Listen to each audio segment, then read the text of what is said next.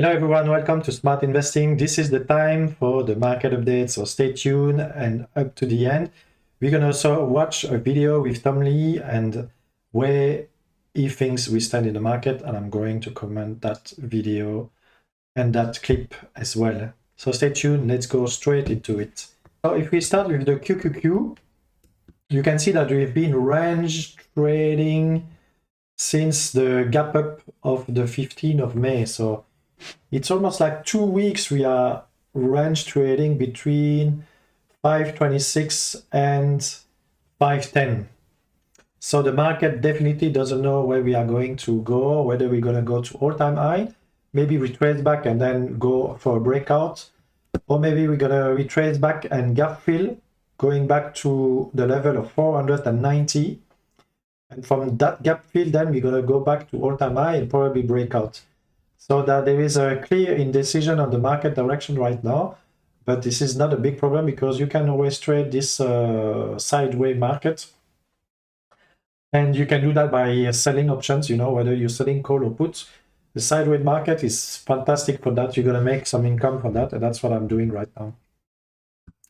So my opinion is that it is going to gap fill. So it's going to retrace back to 490, and from there we're going to go back to all-time high and probably break out from all-time high by the end of the year. So what is also possible, we're going to retrace back to the 200 moving average, which is almost like a full gap fill. That's about 496, and from the 200 moving average we're going to go back to all-time high, and we're going to see what we're going to do from all-time high at this level. So you can see that we are fairly overbought right now on the RSI. So retracement is probably the most likely scenario that we're going to see on the coming weeks. We're going to retrace back on the RSI for about 50. And that's it, right? So SPY, same scenario. We are range bound trading for almost 2 weeks right now after the quite significant gap up. I think we were going to retrace back to the 200 moving average, which is slightly below what we are today at 576. And from there, we're going to go to all-time high, or we're going to retrace back, or we're going to break out. So we will see. But next step, definitely, I don't think we're going to go to all-time high from this level. We need a bit of retracement to the 200 moving average and then back to all-time high. That's my best take when I see the setup going right now, especially the RSI is also quite elevated at around 60. It retraced back a bit from the 70, but definitely I don't think we're going to go back to all-time high straight away.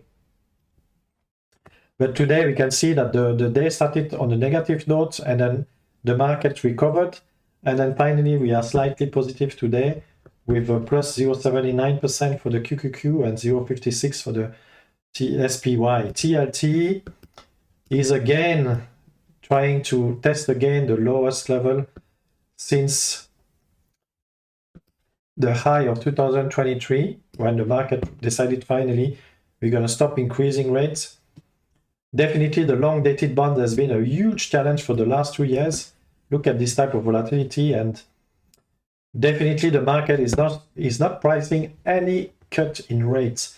And we know cutting rate is very supportive for the market and the equity market, especially for the tech sector and the small caps. But so far we don't see any sign at all on the bond market that the Fed is going to cut rate anytime soon.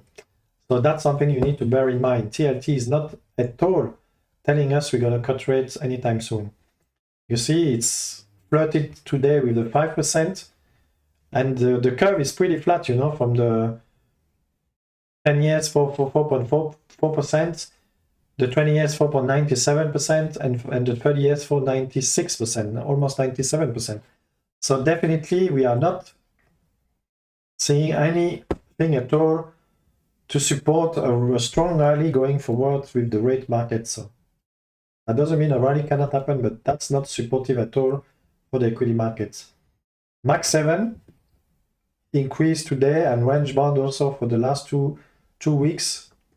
Same scenario as QQQ and SPY. Your market doesn't know at all where it wants to go. And I think that it will probably retrace back to the level of the 200 moving average, which is about 50. So we had a 5% retracement definitely, and then after that, from there, we can go back to all-time high. Max 7 is still 11% from all-time high, whether despite that the QQQ SPI is a couple of percentage from all-time high. So you see, you can see that NVDA tried to break out, retrace almost everything it gained during the earnings, the after hours earnings. I told you, if you look at the video on NVDA, I told you that this stock is not going to go anywhere because the earning has been good, of course, but the guidance has been very weak.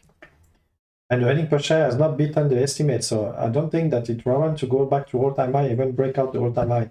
I think it will range bound trade like it has been for quite a while right now, because it has been range bound trading for almost a year right now. You can see from the high of 150 and the low of 90. This stock is not going to go anywhere.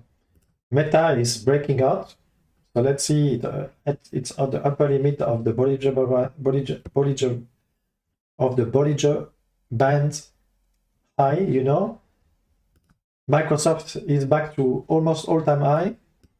Fantastic stock. It went back to 345 to 462 in less than 1 month, you know. That's just amazing, you know. This is a cash machine, and this one probably will break out, definitely. Netflix is breaking out. There's no way you can stop Netflix. You can see it broke out from the lows of April, and now it's $1,219 for one share. This stock just keep going up and up and up and up and up and up, you know. Just crazy, you know. Just amazing stock, you know. Other than that, you can see Amazon is still lagging from all-time high, and it's had a hard time to recover. Of course, there is a lot of challenges with China, the tariffs, and so on and so on. Tesla also still a long way from all-time high of 491, but still recovered fairly from the lows of 220 of April. Other than that, but the market has been pretty positive today.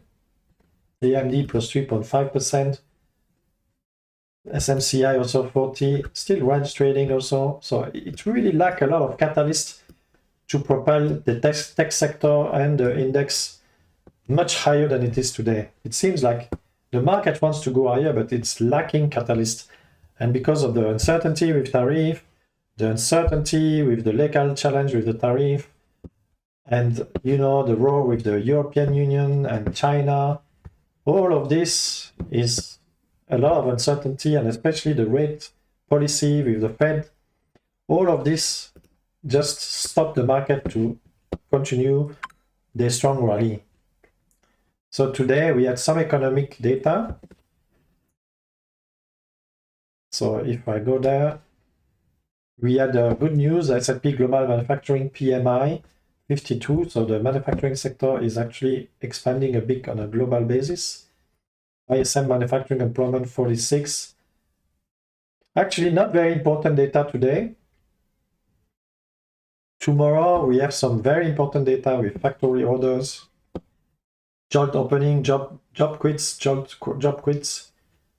I mean, we are going to have some good job statistics. So we're going to see if there is any impact at all from the tariff on the job market, and if the job market see any weakening so that the Fed can start to ease rate again.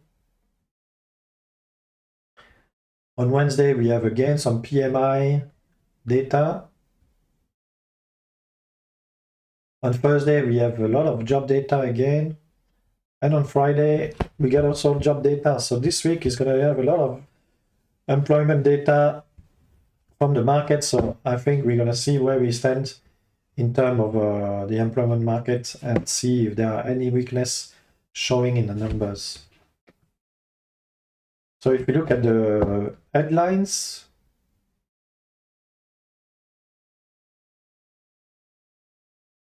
we can see that S&P 500 gets late day boost as bond dollar fall. But that's nothing, you know, that's nothing. The market recovered from the dip of today for sure. But the market only retraced slightly, you know, was well above 5%.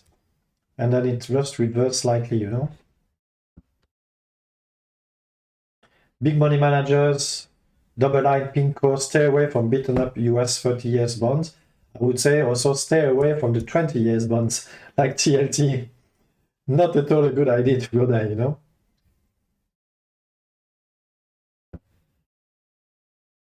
Otherwise, nothing really major on the headlines you can see. All the tariff headline has disappeared again.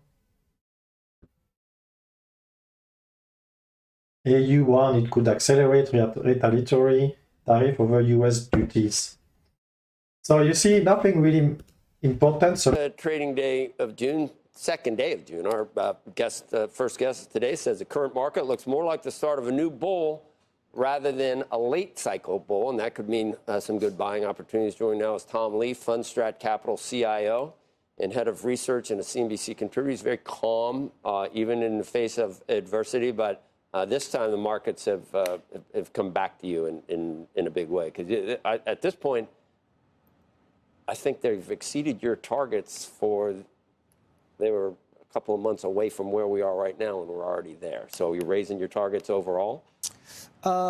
Yes, I think, you know, when at the April lows, we thought we could make a move back to 5,500. Right, we're at 5,900 on the S&P. That's right. But our full year target was 6,600, so I think that's still a reasonable expectation. You never changed that? We haven't changed it. 6,600. Let's see where is the 6,600 marks. So let's see S&P 500. 66 marks. That means it's another 10% from here. That means his target is over here. All right.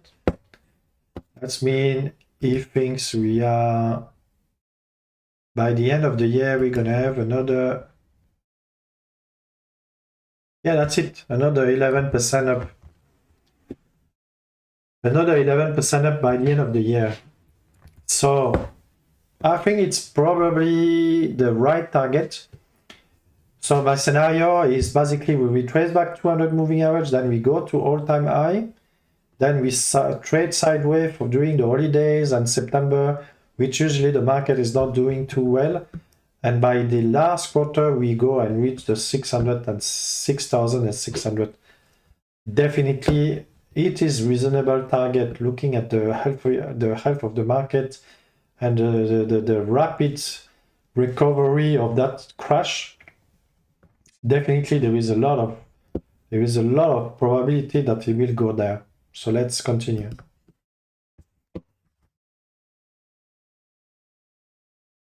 Never did, even on April, week of April 2nd or 7th or 2nd, you didn't change it. No, I mean, it felt very shaky because that would have been, you know, a couple 1,000-point move needed. But now that I look at 2026, I think businesses are in better shape now than they were in February. So I think making 6,600 actually seems more achievable today than it did in February. And you think a bull market started April 7th, or a new bull market started April 7th? In everything, because the NASDAQ already, if you just use 20% to measure what is an actual bull market, people think we need a broader indicator, a broader reason to call something a bull. But at this point, I think the S&P is also in a bull market. Yeah, I think that the waterfall decline into the April lows was such a reset of sentiment. You know, people talked about Armageddon, and we saw some of the most rapid deleveraging of hedge funds ever, and a collapse in investor sentiment, and a huge change in positioning. So those are, I think, things that look like what happens in a bear market. And the ISM has never broken above 50 in a sustained way. Market tops usually need an ISM to stay above 50 for a period of time. So I think we're at the start of a bull market.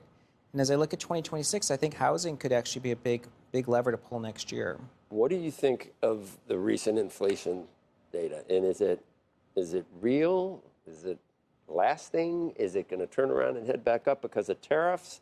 Were you surprised at those numbers on the last couple of Friday and then a couple weeks before then?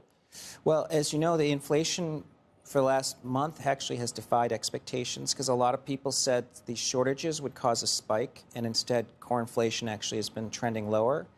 But to me, inflation was really a story about housing and auto insurance. Those were powering inflation for the last 2 years. I mean, combined, that's 75% of the rise in inflation.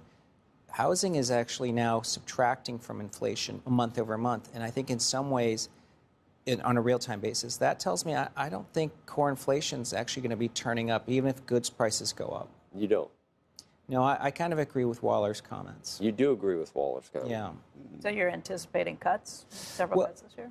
Well, I think that if core inflation behaves, then we are in a really tight real rate environment, right? 4.5% monetary policy and 2.5% or 2% core inflation. I mean, there's a need to actually reduce interest rates. Do you, Tom, at this point think that interest rates, because it doesn't matter whether we reduce or not, would the long end go up if they reduce the short end because of $37 trillion or this bill that's the big, beautiful bill? Are there worrisome things on the horizon other than inflation, current inflation? Well, yeah, the U.S. is on an unsustainable sort of path for deficits, but Japan's actually had higher rates, and their interest rates have been behaving for a long time. I mean, not recently. So I think the long end is essentially unpredictable. When investors worry about it rising too dramatically, then I think that's when the bond market can have some influence on both the Fed and the Treasury. But I think at these levels, it's not that alarming. What's Bitcoin? What is it moving with? Just risk assets at this point? It got back to an all-time high, which you were forecasting as well. But now I think, what are we, 104 this morning? So it's pulled back. Yeah, I think it's consolidating. It makes sense. You know, Bitcoin is responding to global liquidity, which is moving up, and I think anticipating a dovish Fed next year. So that's a tailwind for Bitcoin. But, you know, Bitwise has a great stat. You know, 95% of all Bitcoin's been mined, but 95% of the world doesn't own Bitcoin. So I just think that there's still a huge demand versus supply imbalance, meaning there's a lot more potential buyers of Bitcoin over the next 10 years. And so I think there's a lot of upside into year end.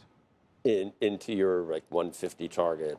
Yeah, 150, maybe 200, even 250 this year. What? 150 to 200 to even 250. And what's you don't have a terminal price on that, do you? Well, it's, I think at a minimum it should have the same network value as gold. Mm-hmm. And if you look at above ground gold, it's probably 23 trillion. So that would be, you know, 1.2 million for Bitcoin. But I think Bitcoin is more valuable than gold. So, you know, gold, I mean, Bitcoin could be 2 million, you know, 3 million long term. I mean, even higher. Okay. Thank you. And we're talking years, obviously, but 95% mined. I don't think the last one is mined till what? 2150 or something. Like yeah. It's getting harder and harder. Yeah, I mean, depending on what decimal you want to use, it's probably like, you know, 2040 or something. But yeah, but it's, if you're having something forever, it'll always. So what's your terminal value? That's what we just said. Yeah, I mean, the final. He said 2.5 million. 2.5 million at the end. Yeah. Okay, basically, we don't need to continue because now he's talking about Bitcoin and other asset class, so that definitely is a bullish guy. Some of the Bitcoin numbers he's throwing away. I mean, he has always been doing this, you know, throwing big numbers away, and then if he's right, then he's genius, then he's wrong, then he's gonna just apologize and everything. So it's not the first time he does that. I mean, that's a game that he's playing to get attention, and CNBC, they love this because it makes a lot of clickbait. Okay, now that's it for the market update. So if you appreciate this video, please subscribe, like, and leave a comment. Tell me what you think, where the market is going from now. Take care and bye.